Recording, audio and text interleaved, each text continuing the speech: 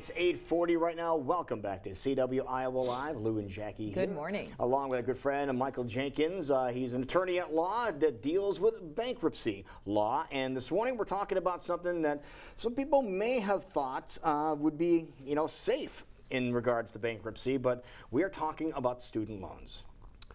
Yeah, in the bankruptcy process, I usually assume that most people believe that student loans don't go away in bankruptcy, and we still get calls from time to time, people calling with big problems with their student loans, and there definitely is a big problem with student loans out there. They're putting stories in the Des Moines Register, it seems, several times a year, just showing the average cost to get an education, both in the state of Iowa and just nationwide, and it just keeps going up and up.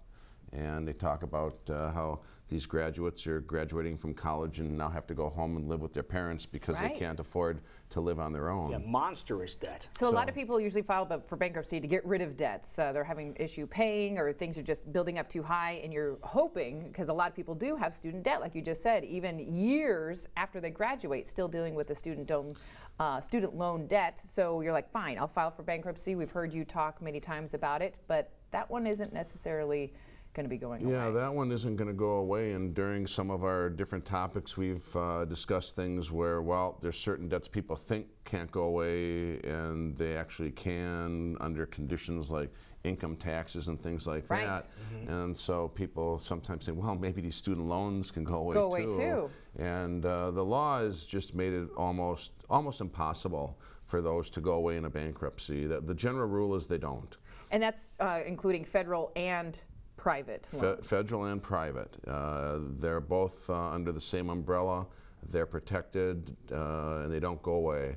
And think of some of the people that have these gigantic student loans, like in the medical profession, for example, that could come out of school with these monstrous debts and then file bankruptcy and start over and have that debt eliminated, but that's not going to happen. It's not going to happen, and the scary thing is, so you'd think people in the medical profession come out and they got $100,000 or $150,000 in student loans, but we're seeing people that have $100,000 in student loans that don't go to medical school. Mm-hmm. Right. I mean, that's kind of the average anymore these days. Yeah, and I mean, I've seen people that had $300,000 in student loans. Wow. And that's just scary. So the exception, is a standard that if you want to try to get out of them in a bankruptcy, you actually have to file an action. It's called an adversary complaint.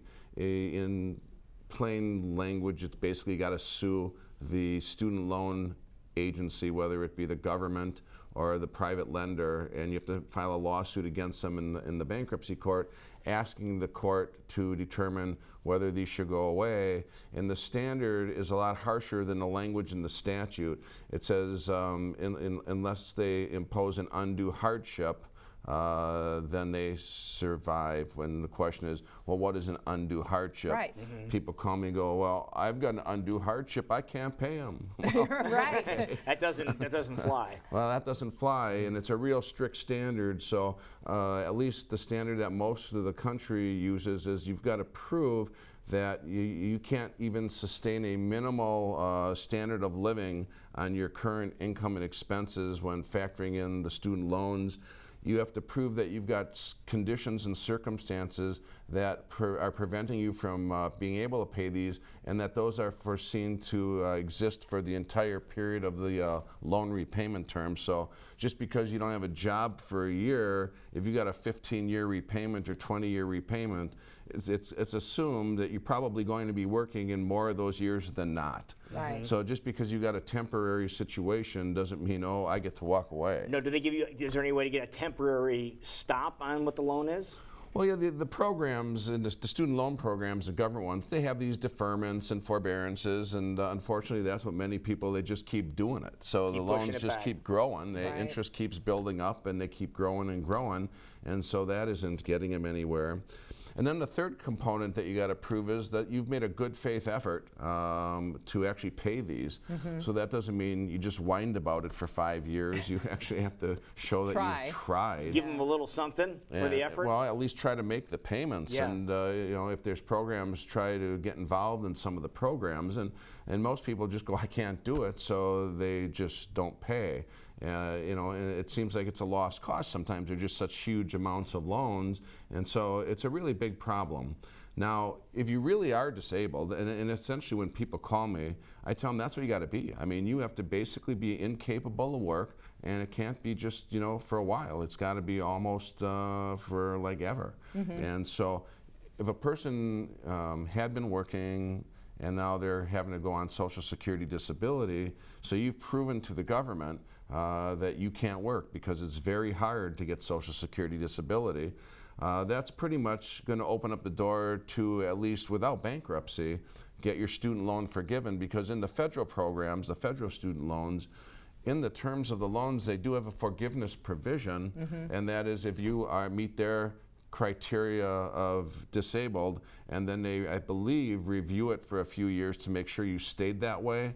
And so they do have that forgiveness program that doesn't require bankruptcy.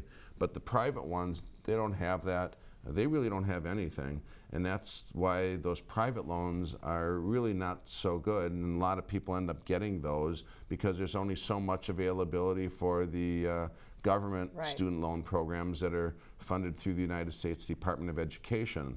Besides these deferments and forbearances, they have income-based repayment programs, which are really a pretty good thing, where all of the many different loans are kind of just all lumped together into a consolidation.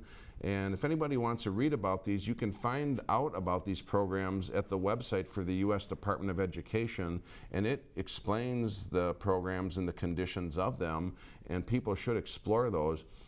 It's based on income. People have to submit their income every year to the agency, and they review it. I believe they factor in how many dependents are in the household and things like that. And in certain situations, a person's payment for a particular year might be zero. Now, these are long-term. These are programs that I think are 20 and 25 years, depending upon whether the loans were taken out before or after 2011. But at least it gives somebody a fighting chance. So they scale it to whatever you can afford. And there's a formula. And at the end of it, whatever loans aren't paid off, those are forgiven. Really? So if you stick to it. Is it quite a lengthy process to get involved in these? No, they're just probably applications. And the thing is, so people get solicitations in the mail. They see advertisings on late night cable. They get things in their mail at home because they get on different mailing lists that they've got student loans. And so they'll see these pitches that, oh, the laws have just changed. They used to do it under Obama. The laws have changed under President Obama, and you need to see us now so we can help you with your student loans, and we're going to do all these things for you and really save the day. But these are just false promises because the laws haven't changed at all, and they haven't changed for years. And all these people are doing, these companies are collecting a nice fee for doing nothing. They're doing what the person can do by themselves. So that's why I tell people, just go look at the Department of Education. It's all laid out there. You can contact your student loan agency and tell them you want in, and read about it first so you know what the criteria are. You don't need to pay $1,500 or $2,000 for somebody to fill out a form for you. Right. And the only thing that they do is because they know about it and so many people don't know about it, they take advantage of that and make it look like they're doing something special. Same thing with these companies that try to save people's homes out of foreclosure. Oh, we'll help you save your home when the loan modification process is free for anybody that wants to attempt to do it, and it's the same here. They just have the information and pointing you in the right direction. They just have the information, and so many people don't, and that's just an unfortunate thing. So people that come to see me with these huge student loan debts, they still have other debts to get rid of, and so that's a good thing for them. We can get rid of those, and we help them understand that those programs exist and at least point them in the right direction so they can get themselves, some help with those, get them out of default. And the government also has some interesting programs. Again, It's not hidden. They're all at the U.S. Department of Education website.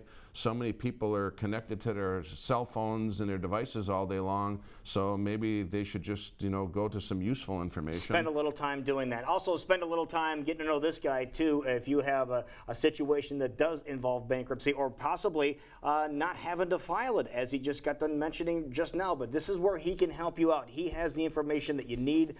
Get a hold of him. 255-1855 is a number for Jenkins Law Firm. Get a hold of him online, info-iowa-bankruptcylaw.com.